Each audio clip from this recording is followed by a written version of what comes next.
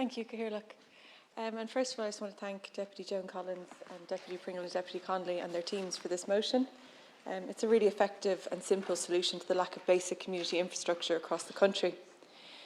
The ring-fencing of development levies for amenities and material improvements is a common sense approach that will help enhance localities and provide people of all ages with facilities to socialise and be active members of their community. The lack of basic facilities, from playgrounds to public toilets and active infrastructure, is in some form or other one of the major issues raised by constituents. Towns and villages across West Cork are screaming out for amenities that are considered fundamental in other European countries. Playgrounds are one of the key examples. These should be standard in all areas, but the only reason places like Inishannon, Bandon and Bantry have or will have playgrounds is due to campaigning and fundraising of families. Public toilets are important for accessibility for families and for tourism, yet many of our towns and villages and beaches lack them. Then there is the glaring issue of new housing estates being built with no consideration for the amenities that will be needed. Years later, some of these are provided on an ad hoc basis. The planning system does these things backwards. Community needs are an afterthought. Developers are left to do the bare minimum to make as much profit as possible, and then later on, the community and the local authority will foot the bill for facilities. If the government took this motion seriously, it would transform communities across Ireland. Developers and local authorities would provide the infrastructure they need for people of all ages and capacities. It would also hold developers and speculators to account. And it would address political clientelism. Amenities would be provided as a matter of course, not because of who knows who or who is in government. For this reason alone, it feels unlikely that the government will ever actually act on this motion. There is a huge disconnect between the residential planning process and the provision of basic community facilities in Ireland.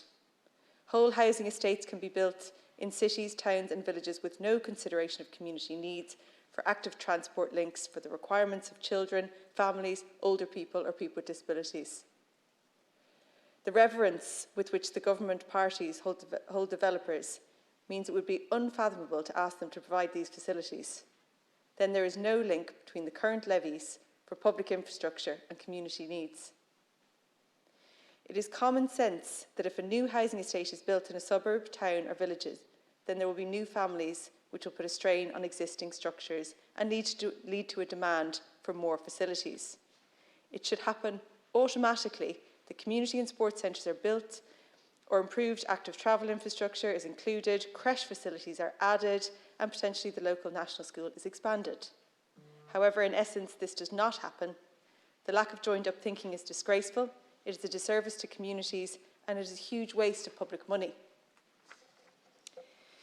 It is easiest and most efficient to add amenities during the design phase. Each development should have the principles of accessible and inclusive community facilities embedded in them.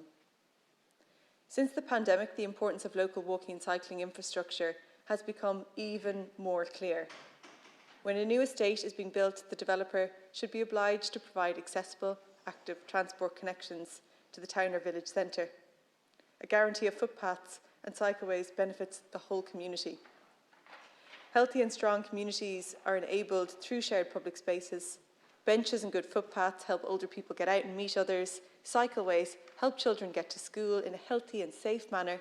Accessible public toilets are essential for family life and for so many people with disabilities. We all know the importance of these resources. I can ream off countless cases where these amenities are in need in Cork Southwest alone.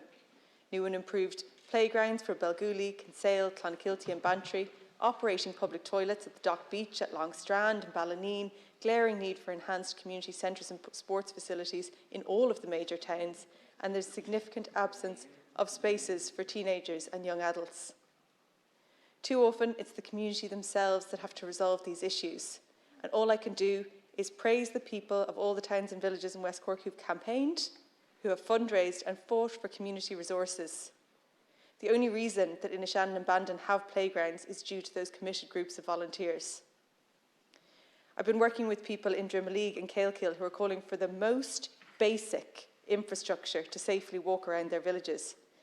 Similar to many other areas, there's a significant traffic problem compounded by poor footpaths, I was going to say and road crossings, but actually an absence of them. There's none. This severely impacts on the capacity of children to be able to go to school by active means together, fostering good habits and independence.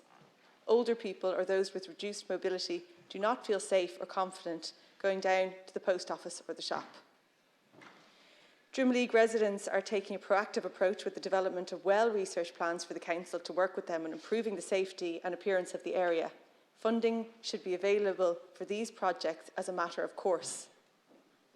These cases represent the larger issue of public services in Ireland. Years of austerity and neoliberal policies have left state bodies and local government threadbare. Community facilities and safe infrastructure should be automatically provided. It should not be a matter of who shouts the loudest or what funding scheme is available this year. Different groups in equal need are forced to run bureaucratic and logistical gauntlets in the hopes that they will be awarded funding. This is simply wrong. Unfortunately, this approach enables public representatives to exaggerate their importance. It facilitates clientelism and allows ministers and government TDs to say they personally got funding for a project, when in fact the opposite is true. Over years, the government parties have set up a system that does not require the provision of facilities when housing is being developed, nor do they have funding ring-fenced for community needs.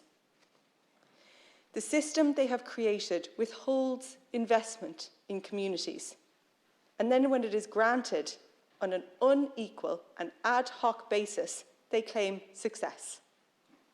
It is highly hypocritical, and more people are seeing straight through it. This is an extremely important motion. It goes to the heart of how community needs are consistently overlooked, how disadvantaged areas are disregarded, and how our planning system is still geared towards developers and not ordinary people. Community amenities are not an optional extra or a prize to be given by the government. They should be automatically provided to all urban and rural residents. Social and economic pressures are putting a strain on communities. Far-right agitators are trying to take advantage of these stresses. Local, accessible community spaces are more important than ever to foster community spirit and participate in society.